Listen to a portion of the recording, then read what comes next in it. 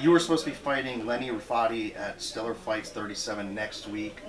Just today, we found out that Lenny got injured. He can't take the fight. They were trying to find another fighter for you to fight. The fight doesn't look like it's going to happen.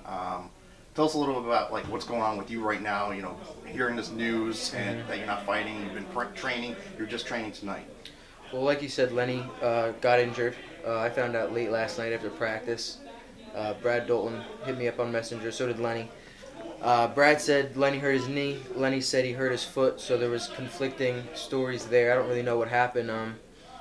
Obviously, this sport, you know, we go pretty crazy in there. It's the last hard week, so obviously he was training hard. Anything could happen, you know. Injuries occur all the time, so it's too bad. I was really looking forward to this challenge. I love the fight in particular, you know, with Lenny. He's a tough kid with a pretty good skill set. And then they were going to match me up with somebody else, and he decided not to take the fight. Honestly, I liked the second match up a little bit better than Lenny, you know, because, you know, not to take anything away from Rafati, but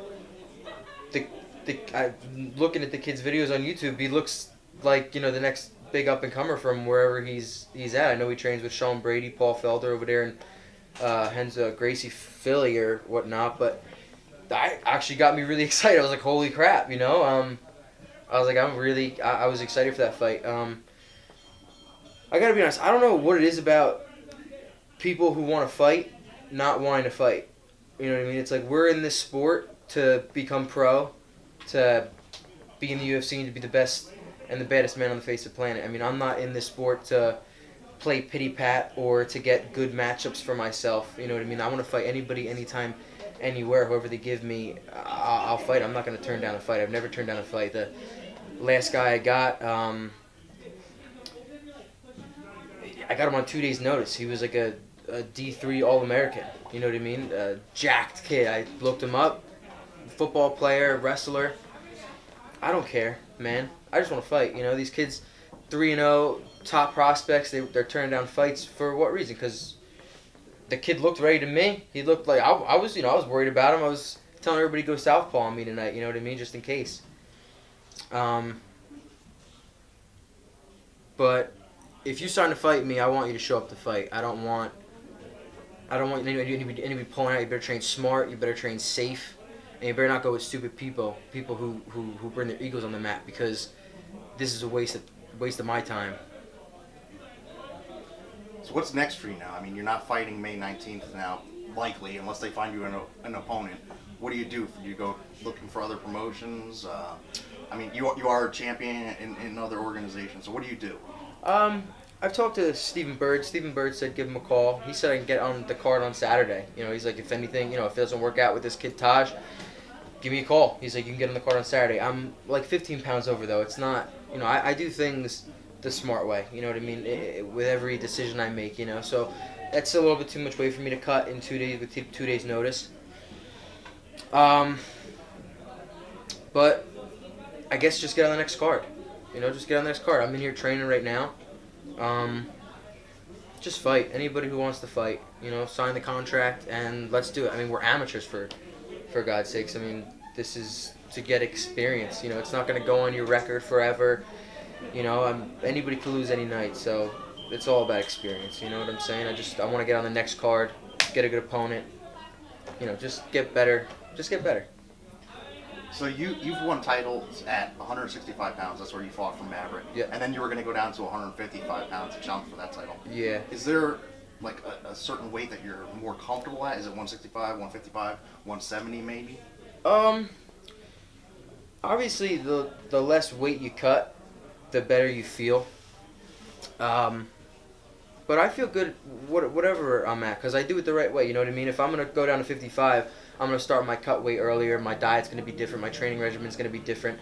You know, instead of lifting heavy weights or doing stuff at my strength and conditioning place, Bulldog Strength and Conditioning and Freehold, we're going to tailor it for whatever weight. So, honestly, I'm going to go 55 as a professional, maybe even 45. You know, I got to see what happens with my body and how, you know, I'm still growing up, only 24 years old. So, I like fighting at 70. I like fighting at 65. Making 55 for that one Maverick card that the guy weighed in, and then just ended up leaving. I don't remember what that kid's name was, but that was a little hard to get down to 55. But I like fighting at 65. I think 65 is going to be a good way for me to stay at for my amateur career, and then 55 definitely for a professional level. Speaking of going pro, last time I talked to you, interview was about 10 months ago, September timeframe. And, Yeah. I asked you about going pro, and you said you were in no rush to go pro. Yeah. So now we're 10 months, fast forward 10 months. Has anything changed for that? I mean, obviously fights are falling off for you, so... Yeah, a lot's actually changed. I just got engaged, and I found out I'm going to be a dad. So a lot's changed. I got to start putting food on the table. I got to start putting money in my own pocket. So I want to get 3 more fights, amateur, maybe 2 more fights, depending on who they are. And I want to go pro as soon as possible. I think that I'm at that level where even the guys I mentioned before in that quote that you made, I train with these guys, and these guys. When I start beating them, then I'll know I go pro. These guys are all telling me, it's time to start turning your focus toward the professional level. I train with a lot of pros, and I hang with a lot of pros, and I think that once my focus starts gearing toward being a professional, that my skill set, I'll rise to the occasion 100% because I'm a winner, I'm a champion. So definitely sooner rather than later. So you're undefeated, 5-0.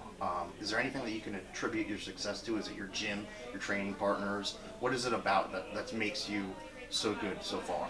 Well, I could definitely attribute my undefeated record to my training partners and my coach. Where I first started in the beginning of my career, I only trained with professional fighters. Emmanuel Wallo, Caitlin Chikagian, Hassan Abdullah.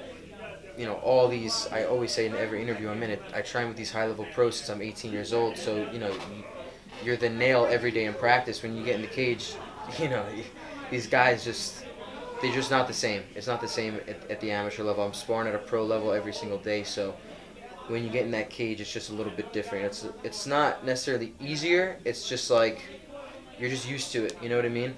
And I've wrestled on a high level my whole life, so I'm born for this. I'm born and bred for this. This is what I was meant to do, and it's just my destiny. Last thing, if there's any teammates, coaches, sponsors, anybody like that, if you want to thank them, go ahead. Yeah. I'd like to thank, obviously, everybody at Driven Gym, James Mills, Professor Spider, my beautiful fiance Jamie, my dad, my sponsors, Floating into Wellness, Bulldog Strength and Conditioning, Power Sports Credit, Aper Fitness, New Jersey Nutrition, and everybody that helps me day in and day out. You guys mean the world to me, and I wouldn't be here without you guys backing me up, and it means the world. Thank you.